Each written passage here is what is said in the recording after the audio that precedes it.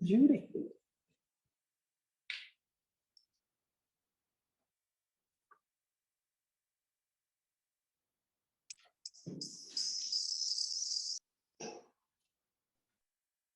Hi, everybody. I'm Judy Lavezzi, and I'm an alcoholic. You would like me to read step 6. How much of that? Just the paragraphs that, and then just, you can briefly qualify, you can share whatever Okay, you like. this is the shortest of readings on a step, so let me read to you what is probably one of the densest little bits of instruction in our book. If we can answer to our satisfaction, we then look at step 6. We have emphasized willingness as being indispensable. Are we now ready to let God remove from us all the things which we have admitted are objectionable? Can he now take them all, everyone? If we still cling to something we will not let go, we ask God to help us be willing. The very next paragraph begins with step 7. So that entire paragraph was all of step 6. Step 7 says, and you want me to read step 7 as well? No, that's fine. Okay. So I'm Judy and I'm an alcoholic. And I'm a member of Alcoholics Anonymous today, something I was not when I got here, and even while I was a member, while I was attending meetings for quite a long time. So I have a home group. That group is Saturday Night Jive in Boulder, Colorado. We meet on Wednesdays and Saturdays, and anyone is welcome at any time. We are a speaker meeting on Saturday, and we are a closed discussion meeting on Wednesday. And for some reason, we cannot keep a man at the meeting on Wednesday. We have become a group of women with an occasional flyby of a brave guy. So that's about where I'm at. I'm in Westminster, Colorado. And I want to thank the folks that invited me to be here tonight. It's a privilege, it's an honor, and it's a responsibility ever to be asked to speak in Alcoholics Anonymous. I didn't know that at first, but I know that today. So you hear a lot of things. I don't know if anyone out there is new, but I'm going to presume that maybe someone is in the middle of step 6 or step 7 or step 5 and getting ready to do step 6. And because of that, I want to say a little bit of a warning. If your sponsor says do something different than what you hear me say, please listen to your sponsor. I am not in any way going to try to countermand someone's sponsor who knows you better than I do and may have a little different insight as the result of their own prayer and meditation in this program. So I came to this program very reluctantly. I came with a lot of delusion, and I came with a lot of bad behavior. And I want to tell you how it was the first few years, because it really affects my step 6. I got here unwilling to admit to myself that I was an alcoholic. I didn't even know that we were here supposedly trying to stop drinking for a really long time. I did not come to you with the grace of a desperation. I did not come to you. I came to you arrogant, full of myself, and hitting on your guys. And that's where I was when I came into this program. I was like, I can't hear you, but I like you a lot, but I can't hear what you're saying. And I acted that way throughout most of the first couple of years. And I didn't believe in my heart of hearts that I had something that is fatal. It might be fatal to you, but I said to myself, I can still, I think, quit drinking if I really wanted to. And the way that got manifest was I didn't take any instruction and I didn't take any direction.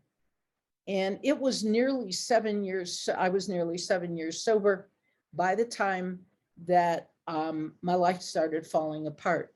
And it started falling apart because everything I had really focused on were the things I wanted most in life had begun to happen.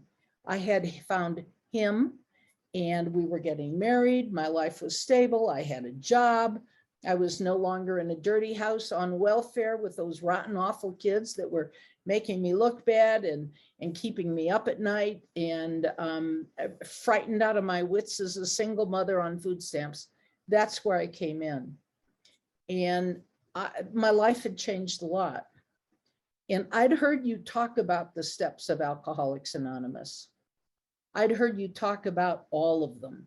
And I was busy watching what you had on the wall. And I too absorbed everything you said. As a newcomer and as somebody who hung around, I was listening and I was watching you on how you acted and what you said.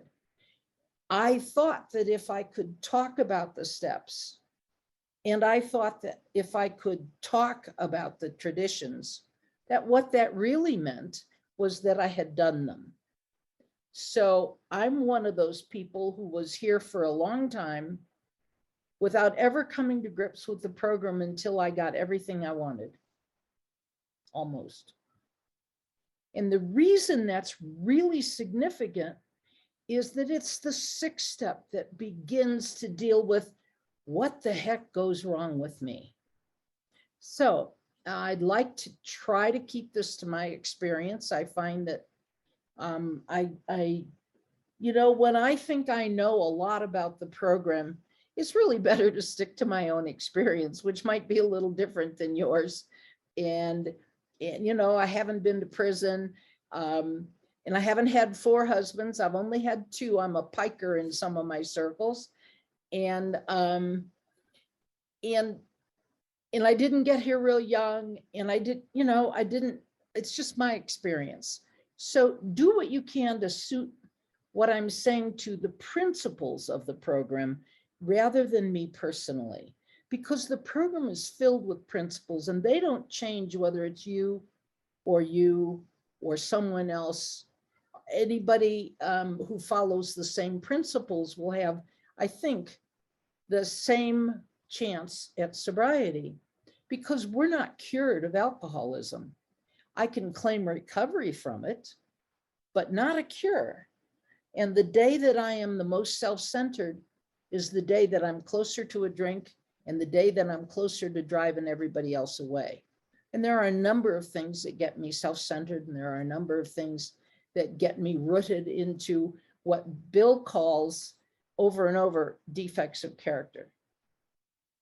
So the statement, if we have done something to our satisfaction.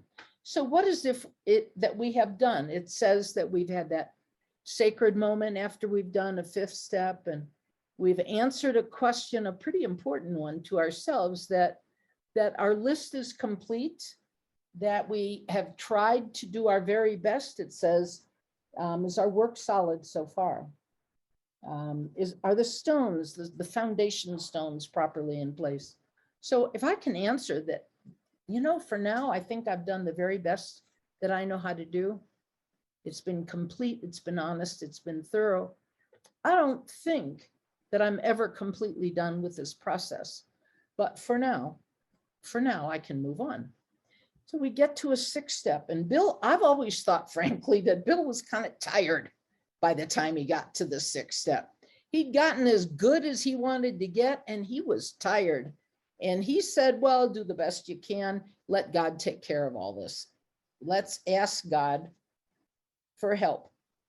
And when I came in, what we did a lot of was little checklists. And some of you may have used checklists too. We had the checklist for the 4th step.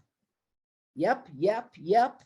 Is it selfish? Yep. Is it self-centered? Yep. We did all of that stuff.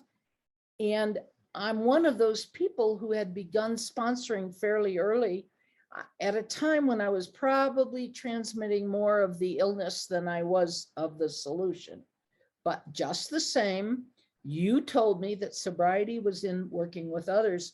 So I was right out there, whether I had anything to give or not. I didn't know the difference, but I was doing the best I could.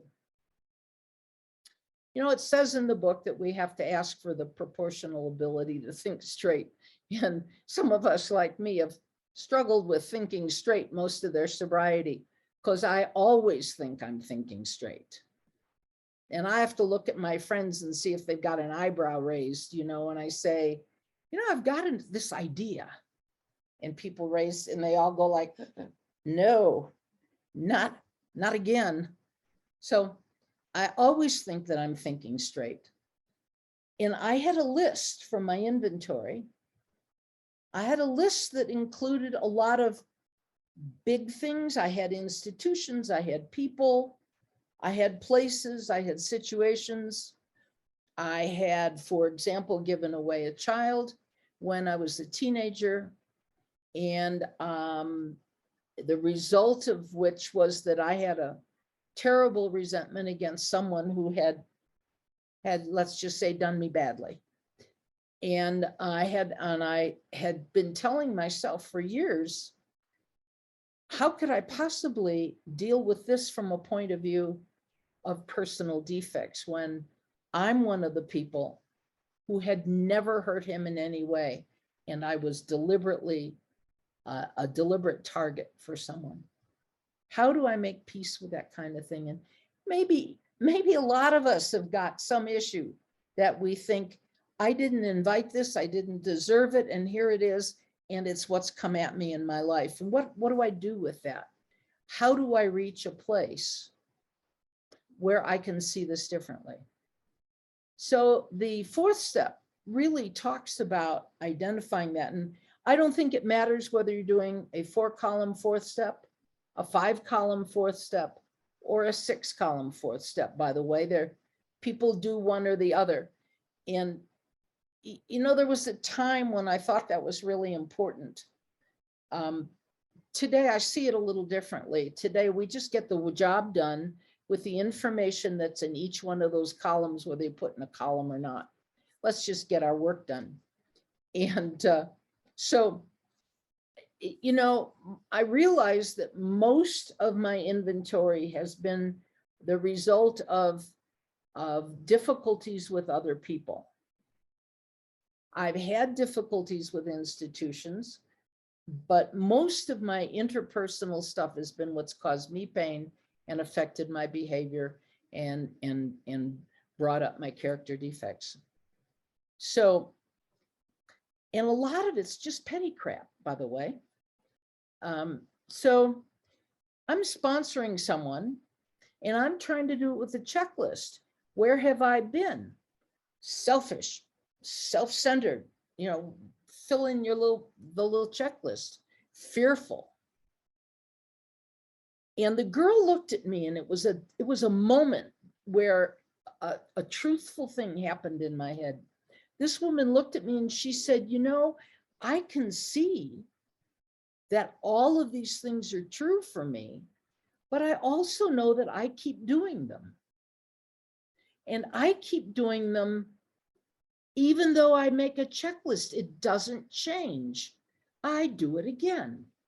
And I had kind of a moment. Maybe I was missing something. Maybe I was missing something in what we do and how we do it. And I'm several years sober. And I'm trying to work with others as the program tells me to work with others, except that I realize I'm drawing from a place that I don't know anything. And I was fortunate enough at 7 years to have had a big book experience where we went through each and every one of the lines of this book, one by one by one, and we talked about them and we investigated them. And at the end of that big book study, I was in fact a member of Alcoholics Anonymous with the commitment that I would do the same with others like the rest of my life. You know, this way back here, it's this, you're going to do this and you're going to do it forever. And the joy of that is that I realize that it's given me purpose and meaning for the rest of my life, is to be able to share some of what was shared with me. So my inventory is done, and it shows me not just who I am, but it shows me who I am not. I have often ended a talk with this image of Michelangelo. And some of you have probably heard that. It's the story of Michelangelo sitting there working on David's statue. You know, David's about 9 foot tall. He's glorious. And it goes back to Florence, and Michelangelo's working with his tools on this big block of marble, and some guy comes down the street, and David's half out of the block of marble. The guy comes down the street. I tend to think he's the town drunk, mumbling to himself. And he says, "Hey, nice job. How'd you know that guy was in that block?" And Michelangelo says, "Well, I didn't. I just chip away all the parts that are not David. I didn't create David. I chipped away the parts that were not him." And what the point of that is that what happens is we hear in this beautiful, glorious spiritual experience that we are given with God as the sculptor and life as the tool and us as the willing block of clay, we are chipped away of all those things that we are not. And a lot of that begins with an inventory. We begin to see what we are not, and we begin to let go of what we are not. And I'm face to face at the end of that sharing experience with another person in the 5th step. And I'm sharing that, and I begin to see that there's something going on that's below the surface for me that causes me to keep doing the same old stuff. What does that stuff look like? Well, in my case, it looked like bad behavior with other people's husbands. It looked like multiple relationships at the same time. It looked like stealing from other people, and the urge to steal, even though I was sober, if you left something in my vicinity that I always presumed was mine. If it was there, it must be mine. I looked at this ongoing difficulty with relationship with other people in many cases that I cared deeply about. And yet there was always tension, and yet there was always a problem. Even down to all ongoing car accidents. There were many occasions in my inventory that were mostly centered around people that I got that, you know, drinking was just a piece of how I was with other people. It's this sense of separation between me and you. And how do I do that all the time? And I show up to work and I bring who I am, thinking I'm all that in a bag of chips. And I come to work and I want a promotion. And every time one looks even possible, I sabotage it, and I'm sober and I don't know why. What is it I'm bringing to these things that causes me to get petty, small, angry, and always sabotage myself from the things that I wanted? And maybe none of you do that, but certainly I did that, and I've done that lots. And so, and it's from other people and their reactions to me that I can see my own self-centered arrogance, but I don't know what to do about it. So I start doing my inventory, and then I get to this 6th step. And I think there's a way to look at that. Some people, again, call it it's outlined pretty nicely in the 12 by 12. It's one of the few places where I ever use the 12 by 12. It's in 6 and 7, and where he articulates instincts, and he articulates God's instincts as opposed to my broken instincts. And Bill talks a lot about what those instincts might be. God's might be for, say, emotional peace. In AA, what I find for me and for a whole lot of us is that if we don't find a way to live comfortably, we're not going to stay sober. If I can't find a way to reach a place of peace with you and with my life, where I can look people in the eye. I'm not going to stay sober because I'm going to want to run away. I need to escape from the refuse of how I live. So I look at this thing like with relationships. I have a long history of keeping multiple relationships going. And at first, when I do my inventory, I identified that as greed. I identified it as greed, and then I got a little more subtle and I realized, no, it was fear underlying that greed. There's fear that something's going to hurt me, something's going to get close enough, and then I'm going to be vulnerable. And somewhere along there, you've taught me to pray, and somewhere along there, you've given me a little bit of insight. We talk about it a lot. This is June. We're always talking about 6-step in June. And we talk about these things, and I find that I have habits of how I behave, and I don't know why I behave the way I do. Today, if I were to bring up the language to 2022, I would say it's as though my software was wrong. It's as though the mechanism that's running inside is the wrong software for what I'm trying to do. It's like trying to write a letter in a Word program, only I've got Excel plugged into my computer, and it never comes out the way I wanted it to. And that software is running inside me. And what am I talking about with software? I'm talking about broken instincts. Instincts and beliefs that underlie the kinds of behaviors and give them permission. How do I get permission to have, say, for example, 3 people in my life at one time? By the way, I'm married for the last 31 years in a good relation. Well, it's not always good, but in a relationship that I really value and love deeply, and with a fellow member of AA. But this was behavior that was mine for quite a long time. And why was that? Why was it I have multiple problems with driving? It sounds very different kinds of things, but I begin to look at this stuff. Why is it if I'm left out of a party, I'm going to hate you? I personalize it. Why is it that my behavior can get so petty and so wrapped around me? So when I get to this 6th step, and it says the most important hinge of all in the 6th step is it must be objectionable.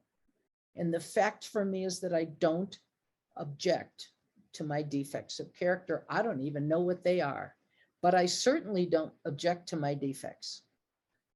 Why? Because they're the defenses I have spent an entire lifetime building that I think are going to keep me safe. So if I have, as I said, multiple relationships, what they're going to do, and I suppose you could do the same thing with money or stuff. It's just that I didn't have any money, so I have to tell you about my other stuff. But if I have these things that are interfering with the life I want, and what happens is I build into my life multiple relationships, because that way I think I can stand it when this falls apart. I think I can not take that job that I so desperately needed, wanted, and probably could have had, because underlying that is a sense that I'm going to screw it up. There's some real solid beliefs in there that in my life, I do stuff that messes stuff up at its core all the time. So I would tell you today that I'm still a person who makes mistakes. But what has happened through this process is I can tell you, I can look you in the eye when I'm doing one of my bonehead things and say, but I'm not a mistake. I'm a person who makes mistakes. Partly because I'm the kind of person who would prefer to regret what I didn't do, or not regret what I didn't do, go do stuff and then find out later, than I would regret having not done it. I just want to get out there and see what happens sometimes, and I make mistakes. And so the 6th step, I get to look at my 4 columns, if I did columns, or I don't care how you write, just get to the point. what is it that gets me hooked into my behaviors and justifies them as I keep going through life on multiple occasions. So I do this stuff. I do this stuff over and over again. And I find that my character defects look like I think I have to have more than my share. I think I'm the only driver on the road. I think that I'm the only person who has fear. I believe a lot of things. And when I look at them and I go slowly into being alone with the stuff I'm telling myself and I listen, I don't know, maybe you don't have this, but I find that I've got little voices that are talking to me all the time. And they say things like, you know, you're a loser. You know, you're going to make a mistake here. You know, they'd never, whatever. It was so bad at one point that when I was a realtor, which I was for a number of years, when I was a realtor, I used to hire somebody to sit in the front seat with me because I needed somebody to offset my bad luck. So I thought if I did it myself, it would be a mess. I have a deep-seated instinctive belief that I'm a screw up. So what happens when I get to the sixth step?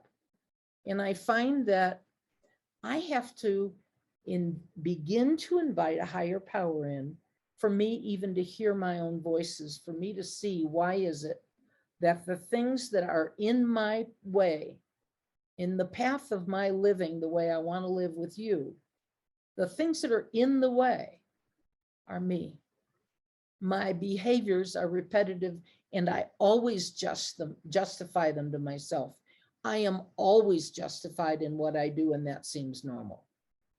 And I get here and guess what? I've been telling myself some stories. They're almost always rooted in a little bit of truth and usually a good piece of a lie. Both those things exist with the stories I tell myself, you know, so I once did this. The rest of my life, I tell myself, see, they never, or they always, or you never, or you always. And this little voice goes on in my head. And it causes me to justify behaviors that are not justifiable if I look at them in the simplest of AA terms, say the four absolutes. How about, is it honest? Is it loving? Is it selfish or unselfish? That kind of thing. Is it pure of motive? Is it good or bad? I don't look at those simple things because I'm busy justifying things that I do in ways that I feel out of fear at the very deepest part of my core. I need 3 relationships so that I can survive when the one I want leaves. And I never had the skill to deal with the pain of anyone's rejection because way down deep, guess what I think? Nobody will ever love you the way you want to be loved. You know, it's really simple stuff. Maybe none of you have that, but for me, it was a pretty intense thing. And I don't know why that got broken. I come from a pretty ordinary home. I come from a home with 2 parents, some siblings. We all had this, we even shared the same cat. I'm the only alcoholic. I'm the only one that was like that. My brother died a millionaire. My sister died a millionaire. And then there's me.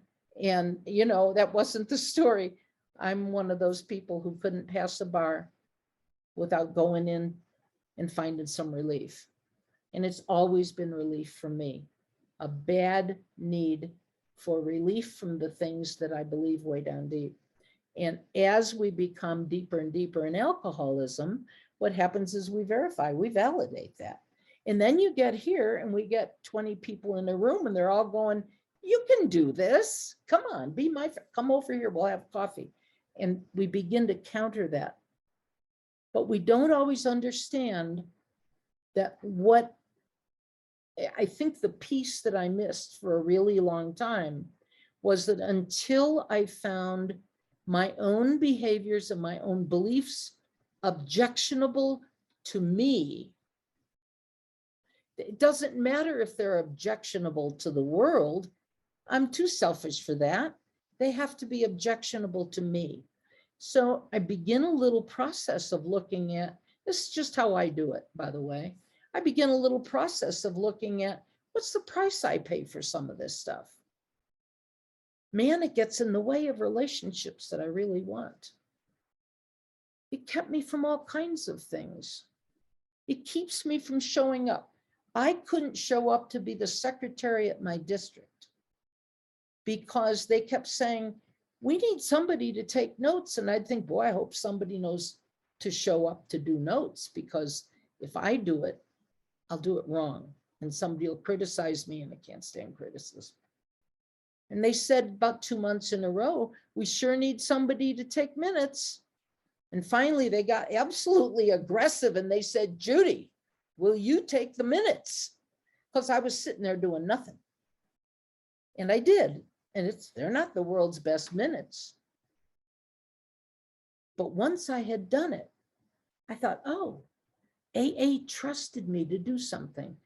In a way, that's part of the magic that we do here, is we let you try all kinds of things that you don't have to submit a resume for to know how to chair a meeting, how to make the coffee, how to stand at the door and greet people, how to show up and be a secretary. Nobody wants to volunteer, but the fact is, once we do stuff, we start building a little different sense of self-esteem. Oh, look, I did something. I showed up. I showed up and I did what I committed to do. And every time I do a commitment that I think I can do, what I have is a little more self-esteem and respect for myself as being somebody who did what they said they would do. And guess what? I'm, a few years sober now, and I know that if you ask me to do something, chances are pretty darn good I'm going to be there when I say I will, unless I forget what time it is. And chances are I'm going to show up as I promised. And chances are I'm going to do the best job I'm capable of, because you've done that over time with me and trusted me. And I would disappoint me long before I disappoint you. It's just the way I am. I have the hardest time keeping the commitments to myself. And I know that's not very trendy and modern, but that's just the way it is. So I'll walk through a couple of these with you, a couple of these things that seem to have nothing to do with inventory. They have nothing to do with anything significant, and yet they changed my life. If I have enough time, I'll do that. So I gave away a child. It was a deep emotional scarring for me. Something I've never quite gotten over. I was a teenager. I was targeted. And every time I'd try to write about it, what I wrote about it was I was justified. And, here we can deal with things that are justified, but I didn't know that when I got here. We're not afraid of that. We can heal from that stuff right here in AA, using the tools we've got in front of us to help us with our separations from people. And I gave the baby away, and years later, I'm getting sober, and I'm writing out my inventory, and there's always this nagging thing of, what am I going to do with the anger and resentment?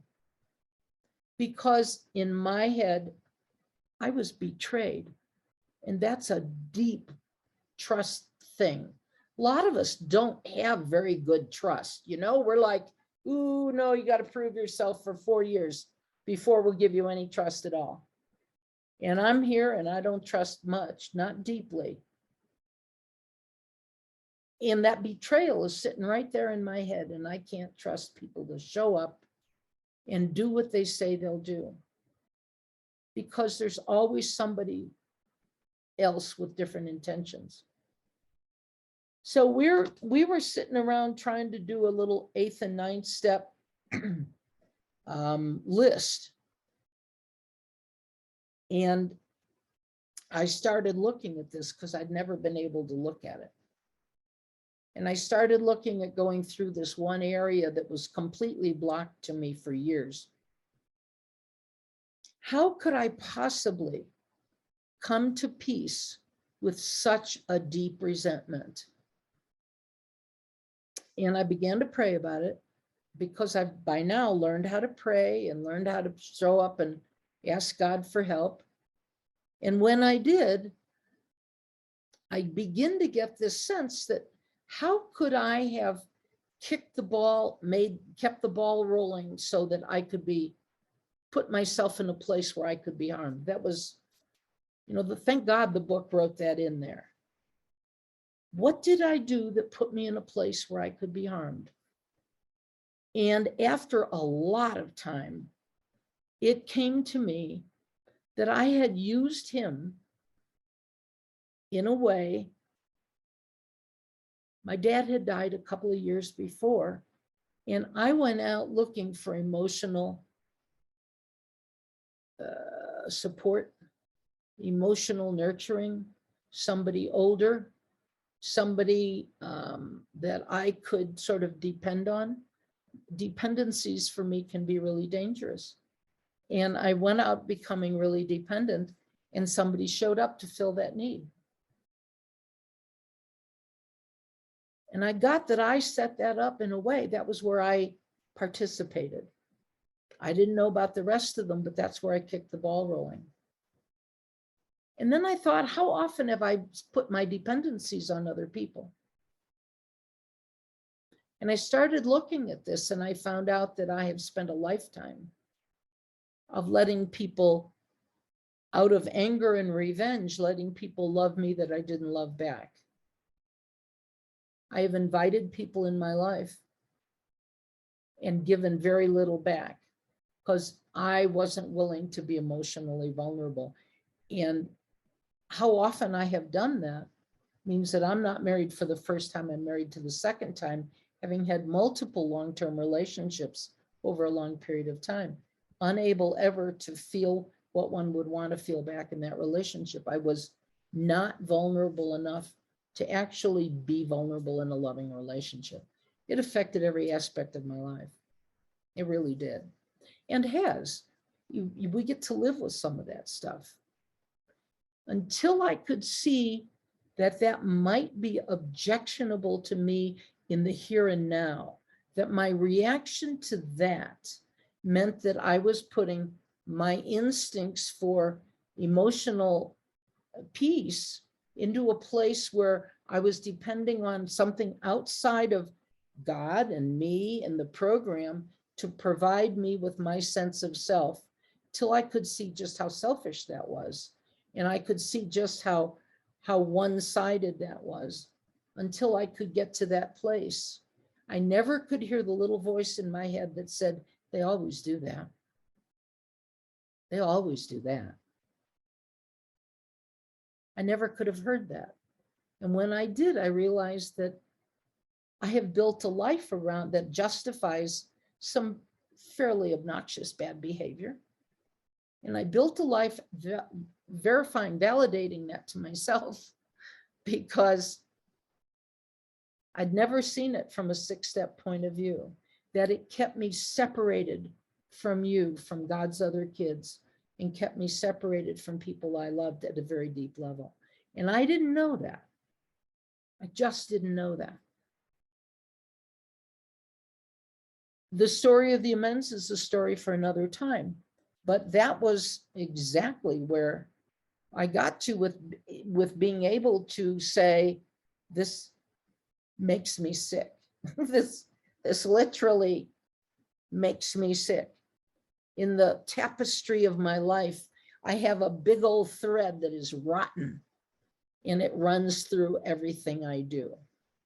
This was a big thing, but I think there's 100 small ones. Even small threads link up with big threads. There's nothing in our tapestry that doesn't affect other things. So it was the story of shutting down in a sense of betrayal and trust and lack of trust. And I had to make some decisions. And guess what? What we have to do with that.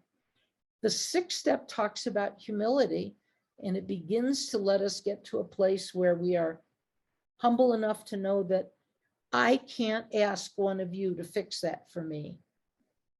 I can't look at one of you and say, please help me fix that. I can't look at my husband and say, fix that by proving to me. It doesn't work that way. What I get to do is to say, this interferes with God in me. And only God can help me see this and help me change my behavior. And at that point, I'm available for change. But until that point, I'm absolutely unable to deal with it. So God's instincts, there's a whole list of instincts that they will talk about in the 12 by 12. And he talks about God's instincts and he talks about mine. And mine are broken and they allow a whole lot of behaviors. Arrogance and defiance and self-centeredness and protectiveness and dishonesty and theft of many things, and not just stuff. The willingness to steal someone else's self-esteem because I don't have any of my own. All of those things really are parts of what I think of as my sixth step, getting to a place where I can say those things are outside of myself. When I want to find a way to be at one with God's other people, God's other kids, I have to deal with that. I have to let go of those things I am not and trust that God will use me. And maybe God gets me on a meeting like this and I don't get to look the way I wish I could look. I would love to get up and tell you a fabulous Chris Schroeder story. And I would love to tell you the story of some of the people that I admire and tell their stories. But all I've got is my own. And it's not a big story, it's a small story.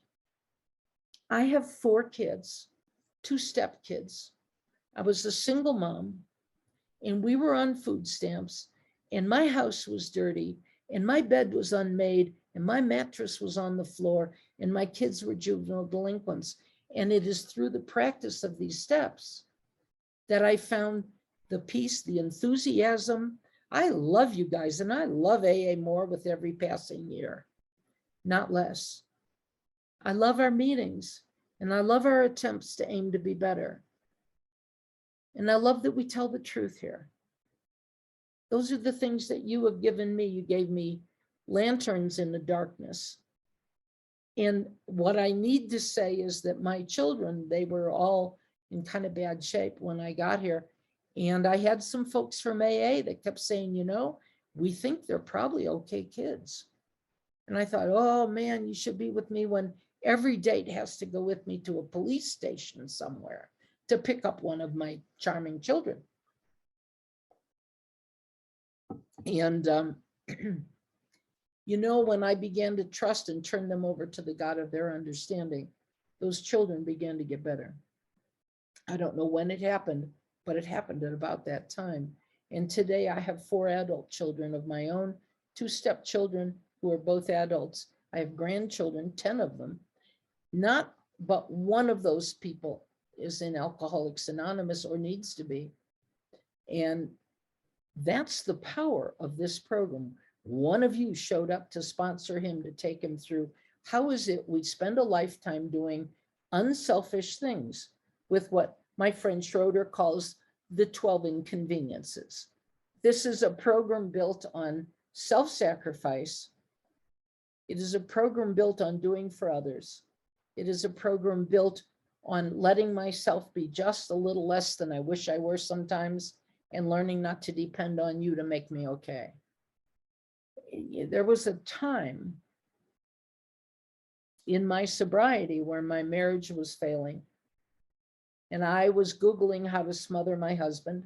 How long does it take to hold a pillow over somebody's head until they stop breathing? And it turns out it's longer than I could do it. So I had to figure out a way to make my life work. It wasn't working all that well at the time. We weren't liking each other much. And in a month or so, we'll be celebrating 32 years of being together. And that could not have happened without sponsorship. It could not have happened And by sponsorship, I mean active people showing me how to live a life through the good times and the bad times, through the hard times, through deaths of parents, and through the times of self-centeredness, and through the times when you lose someone you love and wish you were better. All of those things, you guys stand up there with me. I got a friend that comes to visit now and then. She's usually, when I go to see Judy, she takes me to a funeral of somebody I don't even know. And that's how we show up. We go to funerals of people we don't know very well, and we say, there's a life in AA. And we show up for each other. And it starts with this darn 6th step. Can a higher power, I mean, it starts with all the steps. It starts with the first step, knowing what you are and making a decision that God will be the director. But I want to say that I'm absolutely enamored of emotional sobriety, that lovely piece of work that Bill wrote, the letter about emotional sobriety to a friend who was depressed as a way to counter depression. And he talks about this sense of absolute dependencies being the things that keep us enslaved and keep us unhappy and keep our emotions and our lives in turmoil. And it's a powerful bit of writing. And what I realize is that if I would have emotional sobriety in my life, I have to know what I am. I have to allow a higher power in. I have to clear the deck. I have to clear the deck.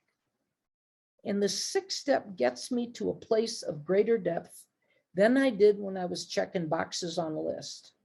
It allows me to see things from a different place. It allows me to look at the things, my precious ideas that I am so addicted to, that I can't see that they aren't the normal way of having to live. And when I can get to that place of letting those ideas have a voice, and I can feel them and I can see them, I can begin to understand them, I can begin to find them objectionable. I ask for help. And usually that means I need a bigger, higher power. I've continuously had to grow my power pie. I can't even say it. Power higher, bigger in this whole business, because the one I came in with was pretty inadequate and pretty lame.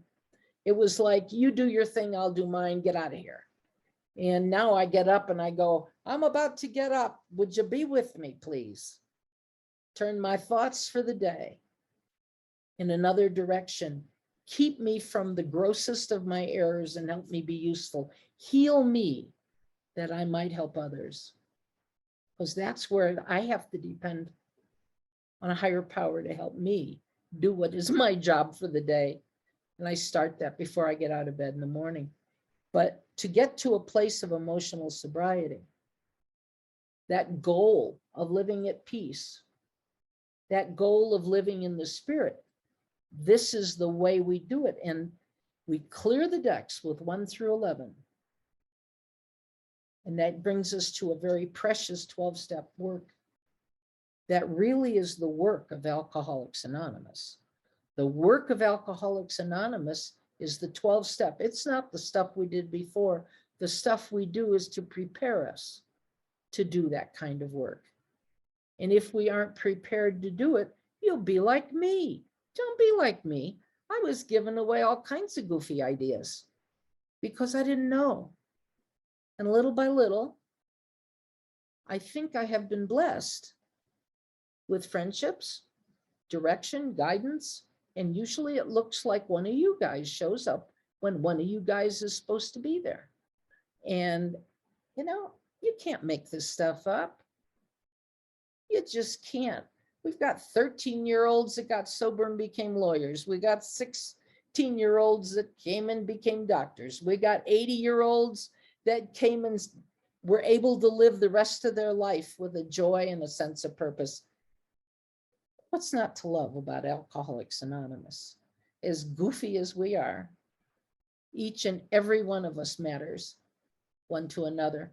Thank you kindly for letting me share.